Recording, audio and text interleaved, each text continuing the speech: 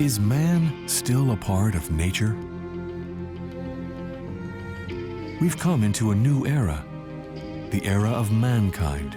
Today we accept that the earth has been sufficiently impacted by the hand of man for us to consider we are in a new era.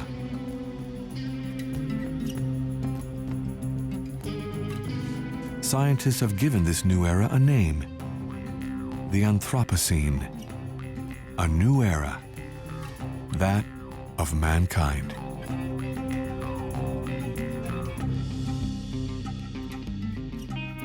Only 500 years ago, the massive and fascinating American continent was still principally made up of unspoiled nature and populated by Indians. It has become a new world, America. And the United States of America has become the foremost world economic power. The transformation was so rapid that any evolution between man's interaction with nature is even more concentrated in this country than elsewhere. This is the story we're going to tell. The universal story of man's interaction with his environment.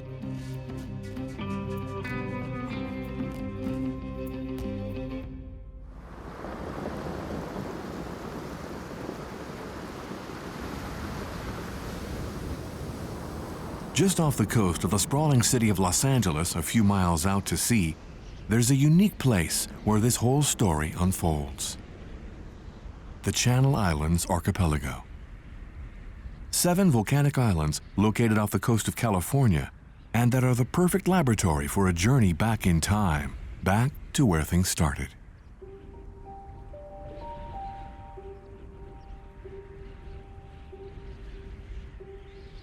Here we find all the traces left by man during the course of his conquest of the mainland, all the evidence that allows us to explore the periods that made America what it is today.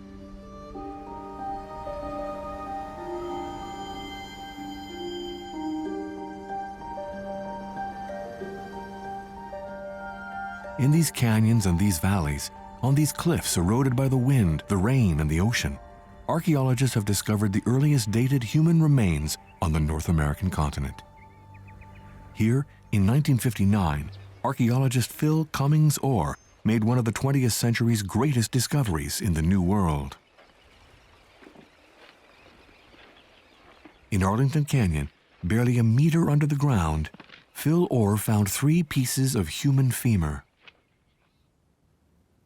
3 fossilized bones from a skeleton 13,000 years old.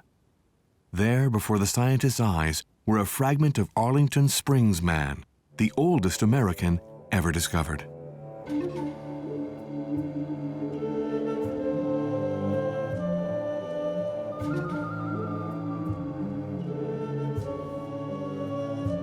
There's a variety of evidence that's now coming together, both archaeological, linguistic, genetic, that suggests that people followed coastal routes along the North Pacific. So from an origin in perhaps the Ryukyu Islands or Japan or Northeast Asia, they traveled in boats along coastlines up around Alaska, down into North America, and then all the way down into the southern tip of South America.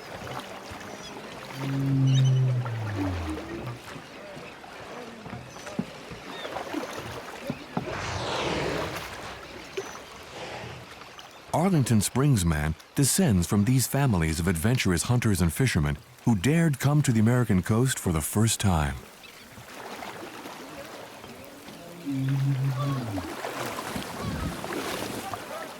It's hard to imagine the beauty of this continent that had evolved for several 100 million years before man dared set foot on its soil. It's difficult to imagine that millions of birds must have filled the skies, blocking out the sun during their migration. Arlington Springs man's ancestors must have beheld a beauty that we could never recreate. Unspoiled America. An immense country, endless coastlines, a whole world carved out with estuaries, bays, and seas where fabulous wildlife came to play. How many whales, dolphins, killer whales, and fish could be counted in just one day's sailing?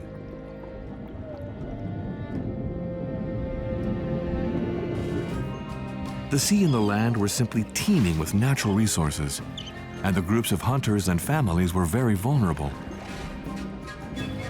The gigantic forces of nature prevailed over these tiny men.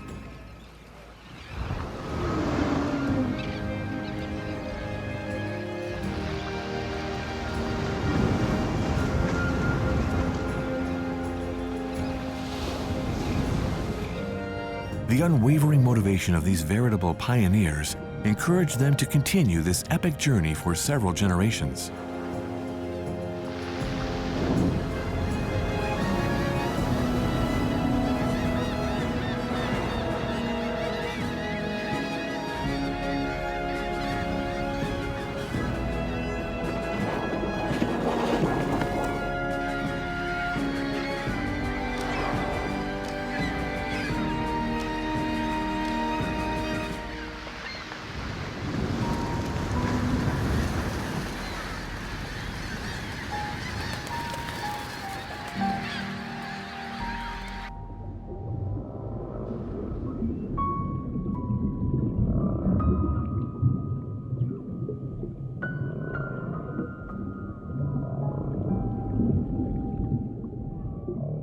Anthropologists and archaeologists tend to think that something pushed people, and I think there were forces that were pushing people in many migrations. But in this kind of case, I just think human curiosity in a new landscape where no human had ever been before. They would have just wanted to know what's around the corner, what's around the next corner, what's around the next. These people would have been coming down the coast or going up the rivers, yet openly wanting to explore around the next point, just to see what was there. This curiosity, this desire to learn, this passion for discoveries which is specific to mankind, led them to discover the whole of the continent.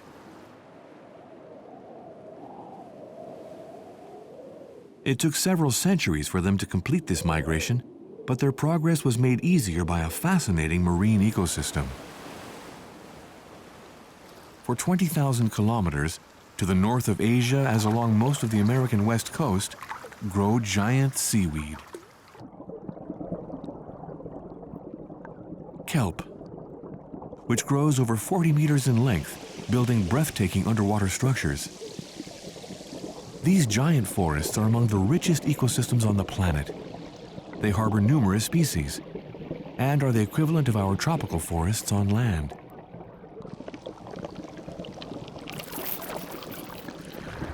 During their sea travels, the small groups of traveling men and women could make use of this food store without ever threatening the natural equilibrium of the forests. The shellfish, the fish, the sea mammals were more or less the same throughout their journey. They followed the American coast southwards on what is today known as the Kelp Highway.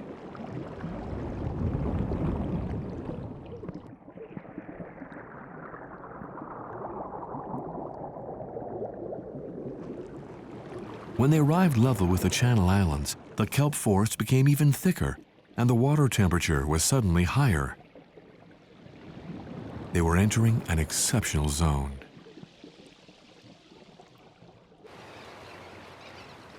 One of the things that makes the California Channel Islands special and the kelp forest there really remarkable is that they're on a biogeographical boundary. They're at the edge of the warm water that comes up from the south in Baja California and further south, with the cold water that comes down from the Gulf of Alaska along the North American coast. Right? And they mix. They hit right here along the islands along the California coast. So we have the mixing of warm water and cold water. We have the larvae that come from the rockfishes and the octopus and the things of the north that come down here and interact with the lobsters and tropical, subtropical fishes from the south, and they come together at this place. But what you also have is, as you get variations in ocean currents that swing back and forth, we call it El Nino events. So for several years, it may seem like we're in Baja California, and then several years later, it's like we're in Oregon or Washington or Southeast Alaska, and it shifts back down again. So you get this shifting back and forth. So along 70, 80, maybe 100 kilometers of the islands, you have 1,500 to 2,000 kilometers of the biodiversity of North America in one place. And it changes year to year, time to time. And you can begin to understand then the possibilities of what will happen as we look to the future as the world changes. Both in natural and anthropogenic changes. We have a little model of that right here at the California Channel Islands.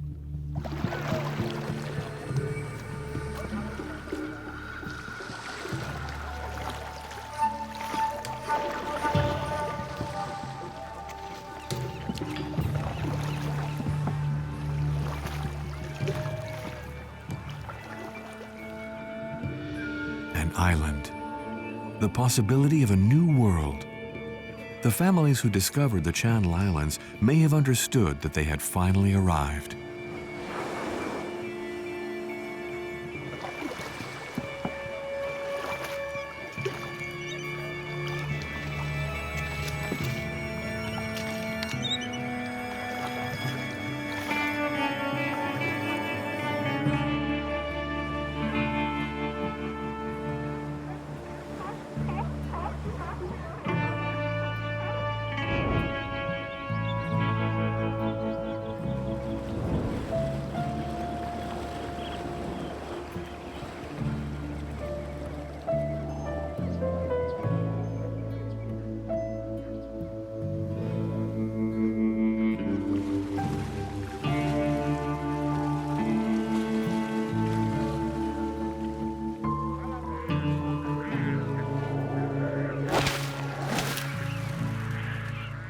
Wildlife was so abundant here that it could have provided an unlimited supply of food for all of them forever.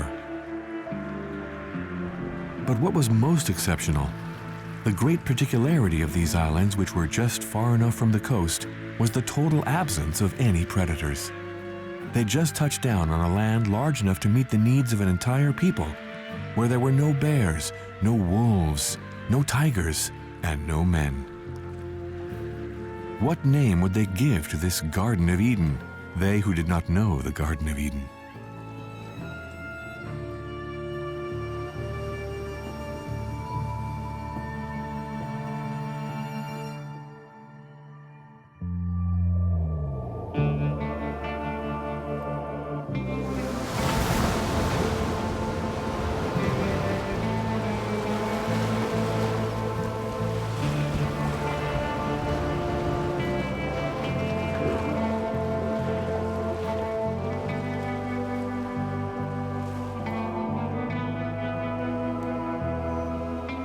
At this period in time, the sea level was 150 meters lower.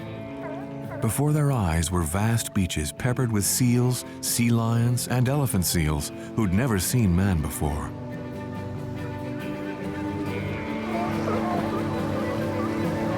When the humans first reached the islands, I think, number one, they were much larger. Sea levels were much lower. There was much larger land area, 2 to 3 times larger than today. And there were a lot of plant resources, and the marine resources must have been phenomenally abundant. The Channel Islands in California must have seemed like a paradise.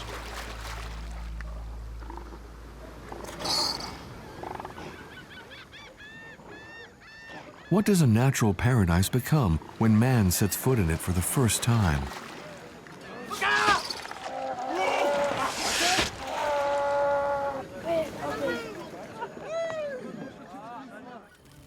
first group that discovered the islands certainly didn't yet know, but its descendants were going to remain here for over 13,000 years.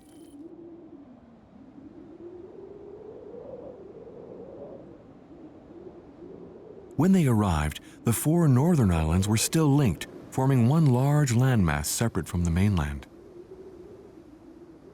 The raised platforms that linked the islands together at that time were marshes, in which migrating birds would come to rest for a while on their journeys. Inland was as much a paradise as the coastal areas. When any human enters a new environment, there are ecological changes as a result of their influences.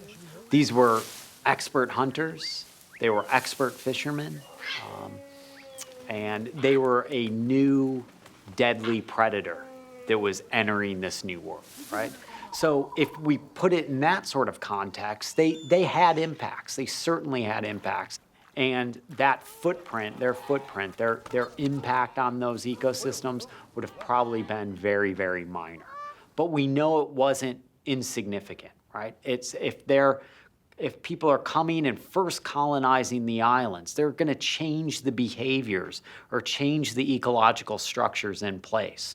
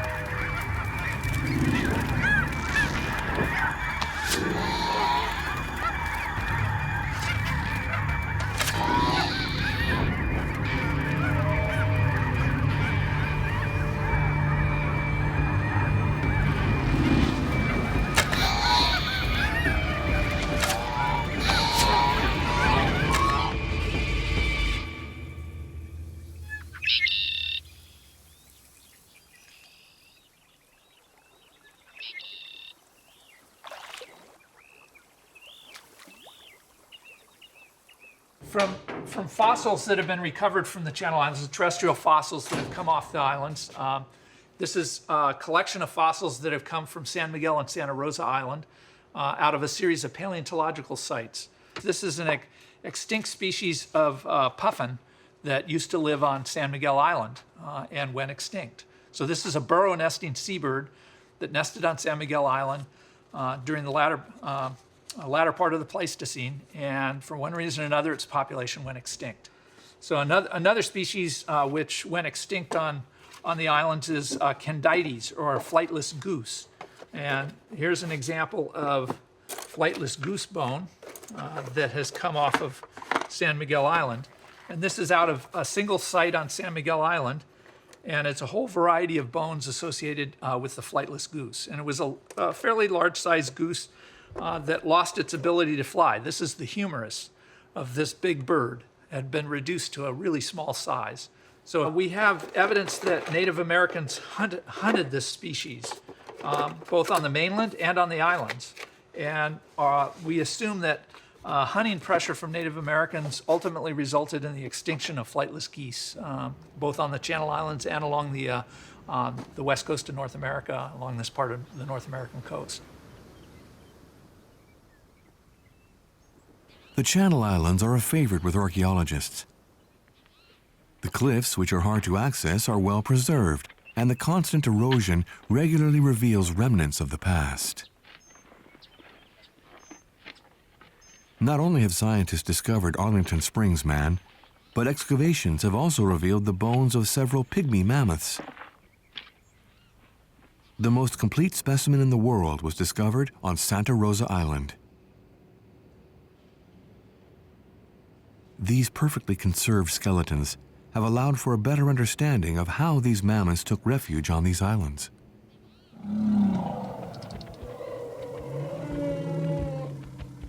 These enormous woolly mammoths swam out to the Channel Islands.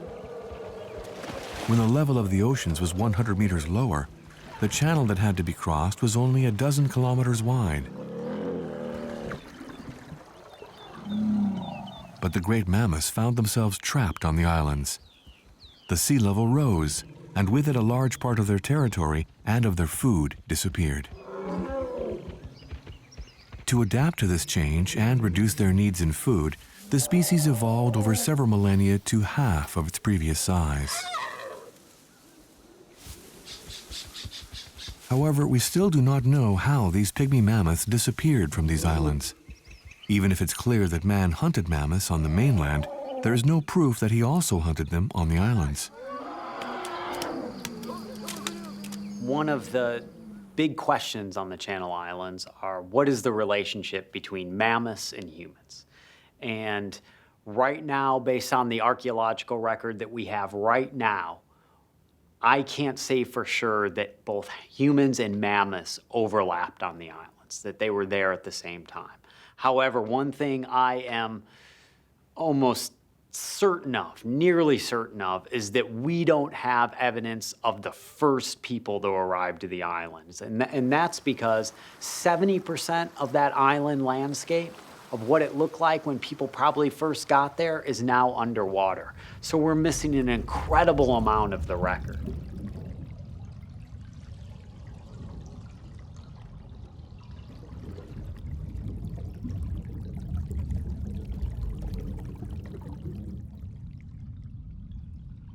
It may be that beneath the seas there are remains that are older than Arlington Springs man. If archaeologists want to reveal America's full history, one day they will have to excavate the seabed around the islands. These caves, carved into the sides of the volcanoes, were once out in the open air and looked out onto the beach 13,000 years ago.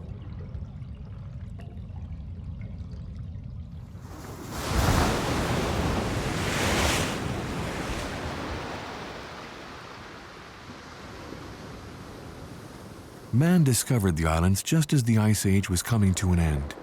The sea level had already started rising slowly, flooding the beaches and marshes. In just a few thousand years, man also had to adapt to the changes in his environment.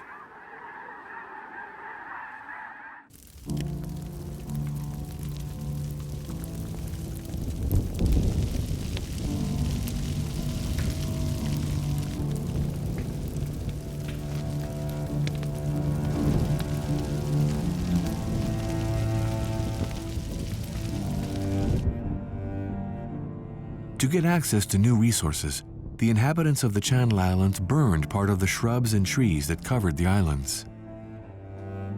That way, they cleared off land and could dig up buried tubers.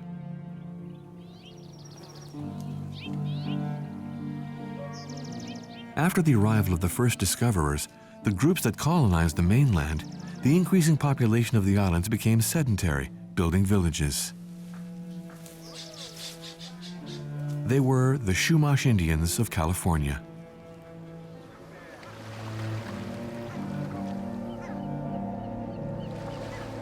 The Chumash were maritime hunter-gatherer fisher peoples.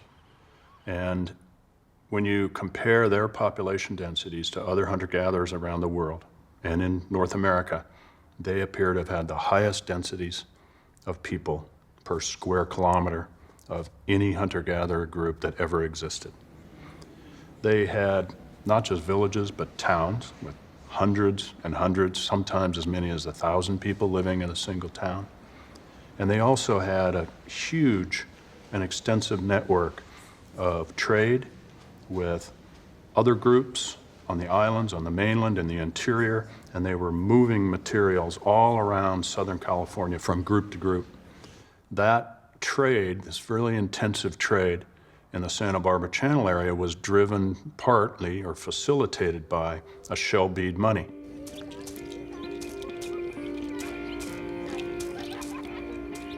The inhabitants of the Channel Islands were behind the unique currency in this region.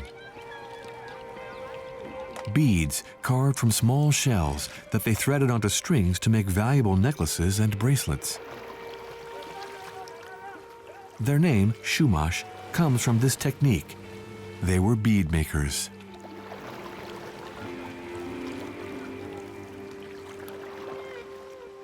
As all over the rest of the world at that time, the Channel Islands people started by colonizing a virgin territory.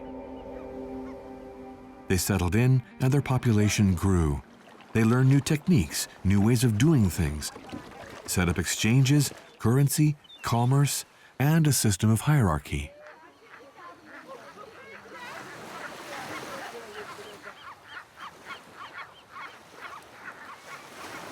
But contrary to the rest of the world, the Chumash never used agricultural tools or animal husbandry to provide themselves with food. The extraordinary marine ecosystem surrounding the islands was always sufficient for their needs.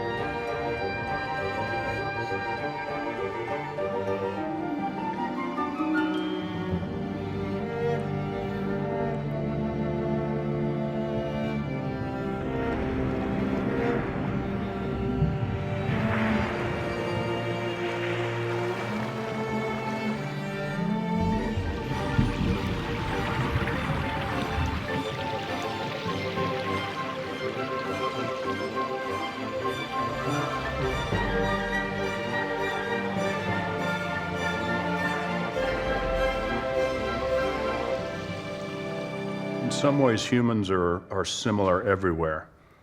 And when they're coping with abundance, when things are really abundant, then I don't think they act very conservatively. They don't conserve things because they're not worried about it. But as you start to reduce your resources, as you start to have impacts on an island ecosystem or any other ecosystem, I think humans are also similarly ingenious enough to realize that they need to more carefully manage their resources if they want to sustain their lifestyle. And so I think on the Channel Islands, we probably see evidence for sort of initial colonization where there was probably some heavy hunting, but I suspect that those people learned lessons through time. And the fact that they ate the same basic resources for 10,000 years suggests that they did learn how to live more or less sustainably on the islands.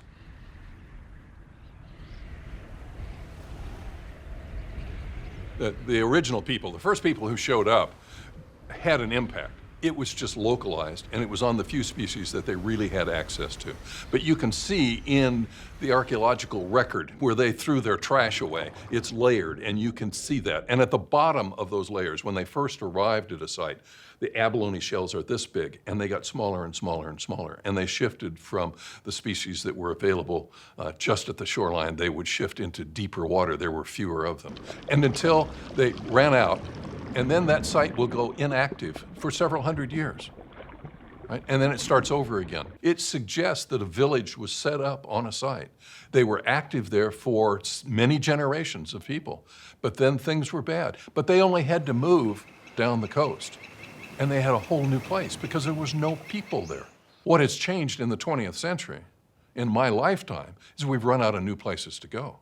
There are no new places on Earth. From the bottom of the ocean all the way to the top of the mountains, we're occupying every space for the first time in human history.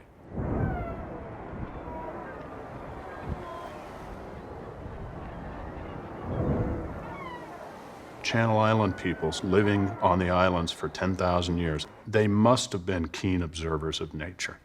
They were active participants in nature. They were clearly taking millions of shellfish and fish and marine organisms out of nature to sustain themselves. But many Native American tribes do that in a ritual way, where they believe they are part of that natural system. And they say prayers to the animals that give up their lives to sustain them. And they find ways through ritual and management practices to care for the environment around them.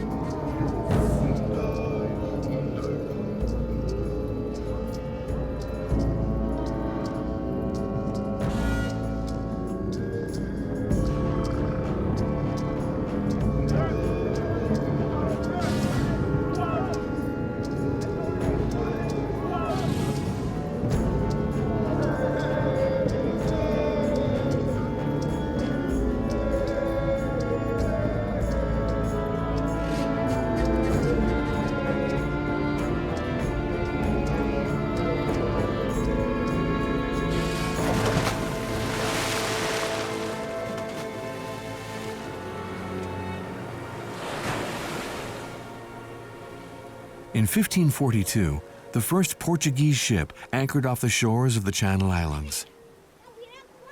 This presaged the coming of an irreversible change in the natural balance of the islands. Christianity was arriving in the New World.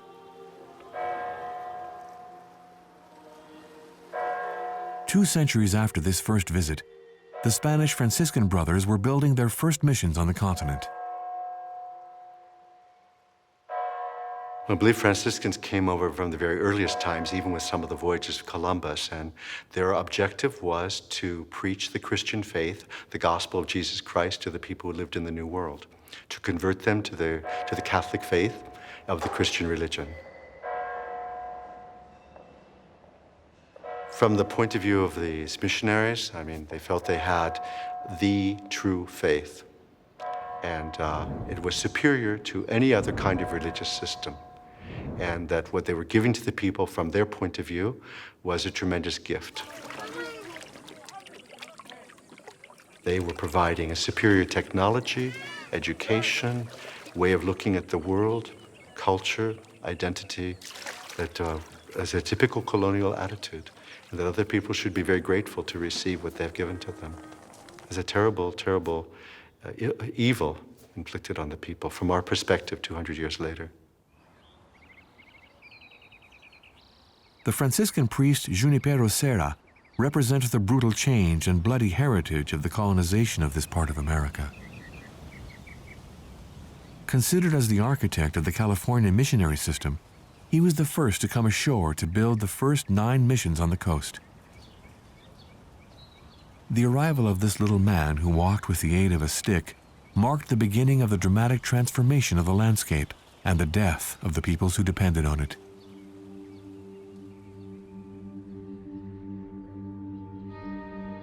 Neither the Spanish nor the Portuguese discovered America. The Indians had been there for at least 13,000 years. Yet one of the first things the missionaries did was to give a name to this land and the islands, thus appropriating them. Thus, Limu, literally in the sea, became Santa Cruz, the Holy Cross. Tucan became San Miguel. Huima, Santa Rosa. Then Santa Barbara, Santa Catalina, San Clemente, and San Nicolas. They baptized the land, then they baptized the people, then they changed their names. And when they put the Spanish names, imposed the Spanish names on everything, then they were imposing their Spanish Christian reality on everything in those places and creating that as a reality. The reality of the Old World brought along modern agricultural and animal husbandry techniques. So, for the first time in the continent's existence, the fertile soils of Chumash country were plowed.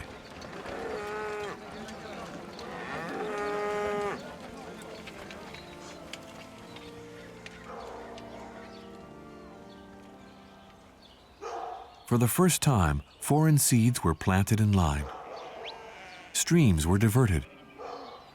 For the first time, groups of animals were domesticated, penned in, and stopped from moving around freely, transforming these wild lands into vast pastures. Very soon, the Chumash Indians could no longer find the wild grains they depended on. It was impossible for them to build up stocks, create reserves, and exchange with neighboring communities.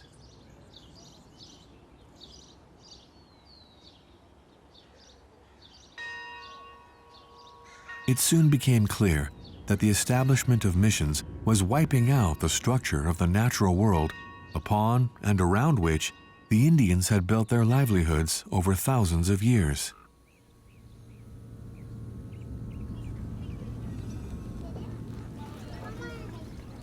Weakened by the disintegration of their way of life, sick from their episodic contact with Europeans, they had no other choice than to leave the islands and come knocking at the mission's doors. In exchange for the hospitality the priests offered them, the Indians helped perform communal tasks and major works. They raised animals, became farmers, builders, workmen, cooks, or musicians. When you look at the other colonizing societies coming in on top of the original nations and peoples and working to destroy the traditional economies and ways of life of the original peoples, you see a whole different mindset arriving. And that is one of exploitation and one of destruction, one for the purposes of building wealth and being able to build empires. And those are very, very destructive ways of life. So I think we see the devastation of ecosystems, of waterways, as a direct result of those kinds of patterns.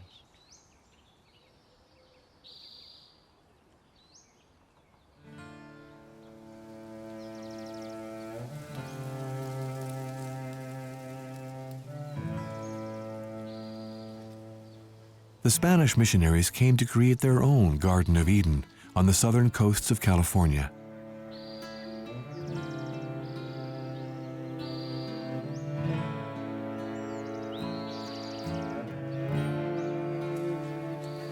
They wanted to share with the Indians, who they looked upon as young children, the fruit of their work and their knowledge.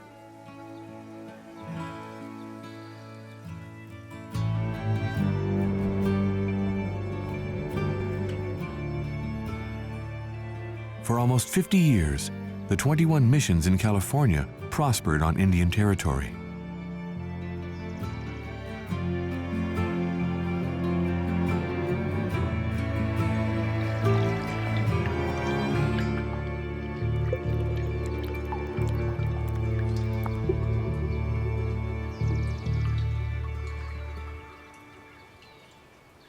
In the book of Genesis, there are two different stories about the relationship between humans and the environment. In one story, it says that humans are a part of nature and they should coexist with nature. And the other story is that humans are not part of nature, they're disconnected, and nature is there to serve humans. And so humans should extract from nature what they need. Right? So that's two very different ways to understand and to think about the world. I mean, it pretty well sums up the modern dichotomy that we have with our relationship with nature, that humans' relationship with nature. Are we a part of it? Do we want to coexist with nature? Or are we here to conquer nature and make it work for human systems?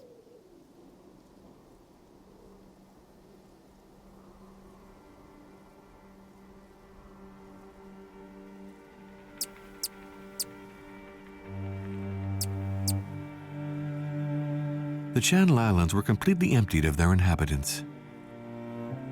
Once the Chumash's interaction with nature and other men had come to an end, they went to seek refuge in the missions, where all they found was sickness and forced labor. The average lifespan once they'd passed the mission's doors was 8 years. The Franciscan priests were faced with terrible failure as they saw thousands of Chumash perish within their walls, killed by syphilis or epidemics of measles.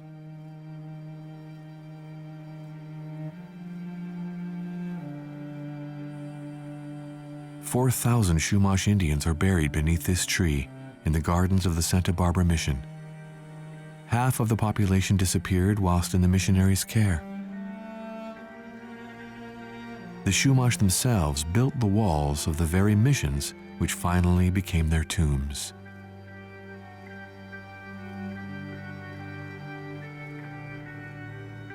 They didn't need oranges or grapes or European sheep to survive. They considered themselves as a part of nature in the same way as a flower, a bird, or a tree.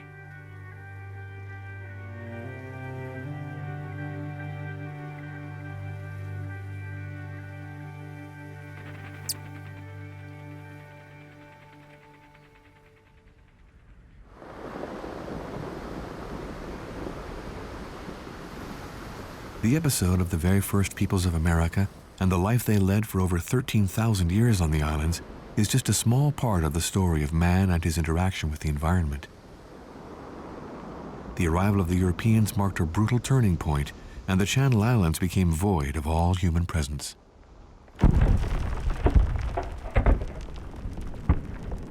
In the next episode, which will tell the story of California when it was colonized for a little over 200 years during the 18th and 19th centuries,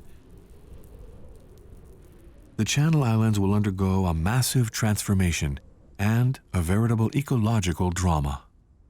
We have gone from being small, isolated populations that nature could extinguish to being a dominant force on the landscape and on the seascapes. We've come to dominate the earth just in the last few hundred years. So people's relationships with each other and with nature have changed dramatically. Upon hearing of the rich new lands in the American West, dozens of thousands of pioneers will cross land and sea to come and exploit the resources that seem to be inexhaustible in this region. The fur trade will wipe out the island's sea mammal populations. Asia and Europe will set up a worldwide market to split the new continent's riches.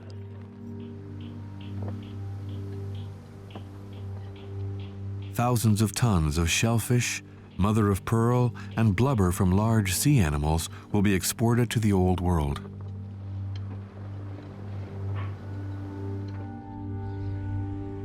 The maritime resources will be the first to be pillaged. But the inland areas of the islands will also be devastated. The unique destiny of the Channel Islands tells the history of California. All of the islands will be used to breed animals. And in the ranches, the farmers will come with their European habits. The thousands of sheep, cows, horses, geese, dogs, cats, rats, pigs, grains, plants, trees. They will bring with them a whole set of new species which will upset the natural balance in place here.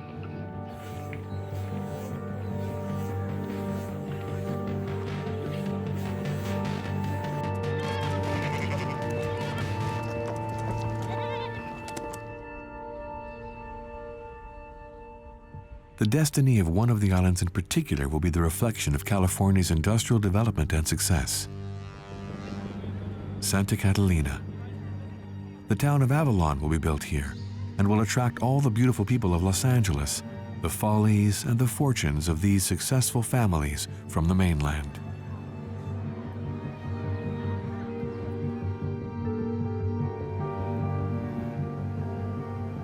The island's owner, a chewing gum tycoon, will offer the use of Catalina's heavenly landscapes to the big cinema studios. Over 600 films will be shot on the beaches, and the island will become a mecca for all Hollywood, accommodating all the stars of the period, from Charlie Chaplin to Marilyn Monroe.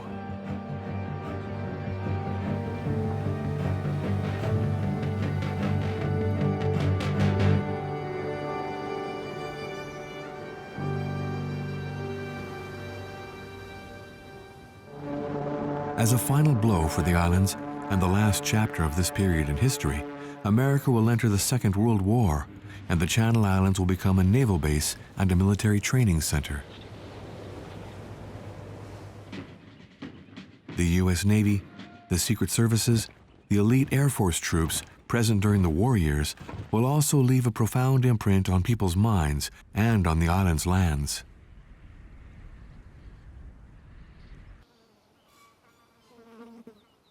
The remains of the ranches and vast pasture lands that still cover the islands are the witness of this upheaval, of this period that made America what it is, which shaped the dream of the great American West at the expense of exceptional wildlife.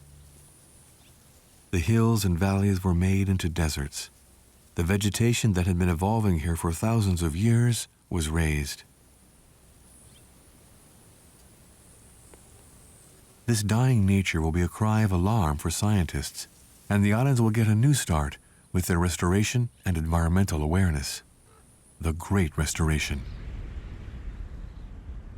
Through the stigma and scars borne by the islands, the next episode will tell 2 more centuries of the moving and universal history of man and nature, the story of the decline of the environment faced with the growth in power of man the conqueror.